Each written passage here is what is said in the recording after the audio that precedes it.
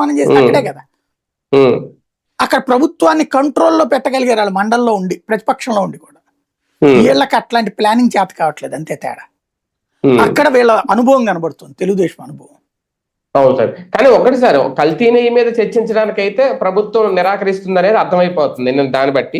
కాకపోతే ఈ కొత్త సాంప్రదాయం అన్న తీసుకొచ్చారా లఘు చర్చలో స్టేట్మెంట్ అనేది? అది కరెక్ట్. అంటే బేసిక్గా ఏంటంటే, మనం ఇన్నేళ్లలో నేను అసెంబ్లీకి మీడియా కమిటీ మెంబర్గా కూడా చేశాను, మీకు తెలుసు. 2 సార్లు చేశాను నేను. అట్లాగే నాదెళ్ల మనోహర్ గారి టైంలో చేశాను, కోడెల శివప్రసాద్ గారి టైంలో కూడా చేశాను. అలాగే అసెంబ్లీ కవరేజీలు ఏళ్ల తరబడి చేశా. 2000లోనూ అసెంబ్లీ కవరేజ్ చేశా, ఆ తర్వాత కూడా అసెంబ్లీ కవరేజీలు చేశాను నేను. అసెంబ్లీలో ప్రకటన అనేది ఎప్పుడు ఇస్తారంటే, ఇప్పుడు ఫర్ ఎగ్జాంపుల్ ఎమర్జెన్సీ అంటే చర్చతో సంబంధం కాకుండా, లైక్ ఇప్పుడు మొన్న రాజమండ్రిలో పాలన జరిగింది, దాని మీద ప్రజల్లో ఆందోళన ఉంటుంది.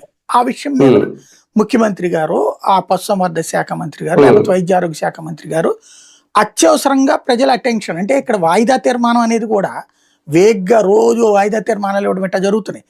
వాయిదా తీర్మానం అనే ఒక సంప్రదాయం ఏంటంటే, రెగ్యులర్ ప్రాసెస్ నడిచిపోతా ఉంటది సభ, ఉన్నట్టుండి ఏదో ఒక ఇన్సిడెంట్ జరిగింది, ప్రభుత్వం అది పట్టించుకోవట్లా. దాని మీద నువ్వు సభా కార్యకలాపాలన్నీ ఆపేసి అర్జెంటుగా ఇది చర్చించాలయ్యా అని ప్రభుత్వం దృష్టికి తీసుకెళ్లడానికి ఇచ్చేది వాయిదా తీర్మానం.